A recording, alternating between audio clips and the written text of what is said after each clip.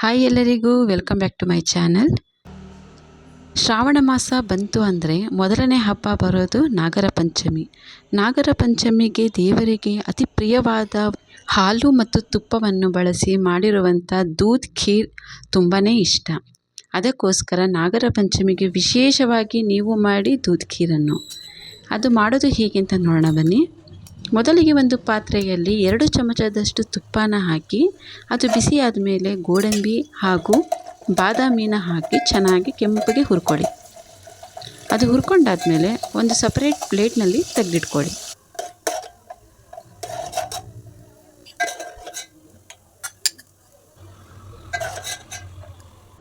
ನಂತರ ಸ್ವಲ್ಪ ನೀರನ್ನು ಹಾಕಿ ತಟ್ಟೆ ಕ್ಲೋಸ್ ಮಾಡಿ ಆಮೇಲೆ ಅರ್ಧ ಲೀಟರ್ ಹಾಲನ್ನು ಹಾಕಿ ಕುದಿಯಲು ಬಿಡಿ.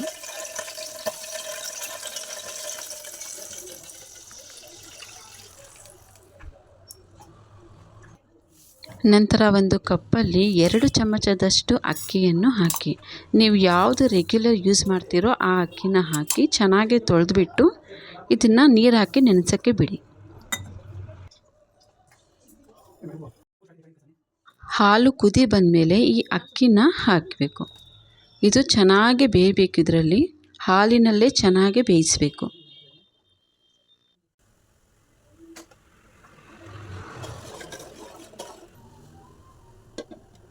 ಇದು ಒಂದು 80% ಬೆಂದಾದ ಮೇಲೆ ಇದಕ್ಕೆ 1 ಕಪ್ಪಷ್ಟು ಸಕ್ಕರೆನ ಆ್ಯಡ್ ಮಾಡಬೇಕು. ಅದು ಚೆನ್ನಾಗಿ ಮಿಕ್ಸ್ ಮಾಡಿ ನಂತರ ಇದಕ್ಕೆ ಸ್ವಲ್ಪ ಎಲೈಚಿ ಪೌಡ್ರನ್ನು ಹಾಕಬೇಕು.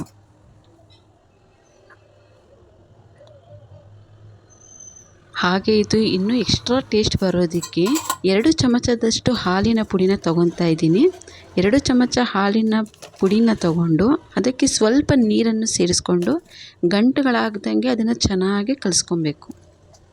ಅದು ಚೆನ್ನಾಗಿ ಕಲಿಸ್ಕೊಂಡಾದ್ಮೇಲೆ ಈ ಒಂದು ದೂದ್ ಖೀರಿಗೆ ಏನಿದೆ ಅದರಲ್ಲಿ ಹಾಕಿಬಿಟ್ಟು ಚೆನ್ನಾಗಿ ಮಿಕ್ಸ್ ಮಾಡ್ಕೊಬೇಕು. ಇದನ್ನು ಹಾಕಿ ಒಂದು 3-4 ನಿಮಿಷ ಕುದಿಸ್ಬೇಕು. ಯಾಕಂದರೆ ಅದು ಸ್ವಲ್ಪ ಗಟ್ಟಿಯಾಗುತ್ತೆ. ನೋಡಿ, ಇವಾಗ ಹಾಕ್ತಾಯಿದ್ದೀನಿ. ನಿಮಗೆ ನಾನು ಮಾಡುವಂತಹ ವಿಡಿಯೋಗಳು ರೆಸಿಪಿಗಳು ಇಷ್ಟ ಆದರೆ ಪ್ಲೀಸ್ ಒಂದು ಲೈಕ್ ಕೊಟ್ಟು ಸಬ್ಸ್ಕ್ರೈಬ್ ಆಗಿ ಹಾಗೂ ಆಲನ್ನು ನೋಟಿಫಿಕೇಷನ್ನ ಸೆಲೆಕ್ಟ್ ಮಾಡ್ಕೊಳ್ಳಿ. ಹೆಚ್ಚು ಖರ್ಚಿಲ್ಲದೆ ಕಡಿಮೆ ಇಂಗ್ರೀಡಿಯೆಂಟ್ಸ್ನಲ್ಲಿ ಒಂದು ಅತ್ಯುತ್ತಮವಾದ ಹಾಲಿನ ಒಂದು ಸಿಹಿ ನೈವೇದ್ಯನ ಮಾಡೋದು ಹೇಗೆ ಅಂತ ತೋರಿಸ್ಕೊಡ್ತಾ ಇದ್ದೀನಿ. ಈಗ ಚೆನ್ನಾಗಿ ಕುದೀತಾ ಇದೆ ಹಾಗೂ ಗಟ್ಟಿನೂ ಆಗಿದೆ. ಈಗ ಕರೆದಿಟ್ಕೊಂಡಿರುವಂತಹ ಗೋಡಂಬಿ ಮತ್ತು ಬಾದಾಮಿನ ಸೇರಿಸ್ಬಿಟ್ಟು 1-2 ನಿಮಿಷ ಕುದಿಸ್ಬಿಟ್ಟು ಸ್ಟವ್ ಆಫ್ ಮಾಡಿಬಿಡಬೇಕು. ಇದನ್ನು ನೀವು ಬಿಸಿ ಇರುವಾಗಲೂ ಸಹ ಸವಿಬೋದು ಅಥವಾ ನಿಮಗೆ ತಣ್ಣಗೆ ತುಂಬ ಇಷ್ಟ ಅಂದರೆ ಅದನ್ನು ಫ್ರಿಜ್ಜಲ್ಲಿ ಇಟ್ಟು ಸಹ ಇದನ್ನು ಸವಿಬೋದು. ತುಂಬಾ ರುಚಿಯಾಗಿರುತ್ತೆ. ನೋಡಿ, ಇದು ಫೈನಲಿ ರೆಡಿಯಾಗಿದೆ. ದೂದ್ ಖೀರ್ ರೆಡಿಯಾಗಿದೆ. ನಾಗರ ಪಂಚಮಿಯ ನಾಗದೇವತೆಗೆ ಬಲು ಪ್ರಿಯವಾದಂತಹ ದೂದ್ ಖೀರ್ ರೆಡಿಯಾಗಿದೆ. ನೋಡಿ, ಇದು ಬಿಸಿ ಬಿಸಿ ಇರುವಾಗಲೂ ಸಹ ಕೊಡ್ಬೋದು. ನಮ್ಮ ಮನೆಯಲ್ಲಿ ಇದನ್ನು ತಣ್ಣಗೆ ತಿನ್ನೋದಕ್ಕೆ ಇಷ್ಟಪಡ್ತಾರೆ.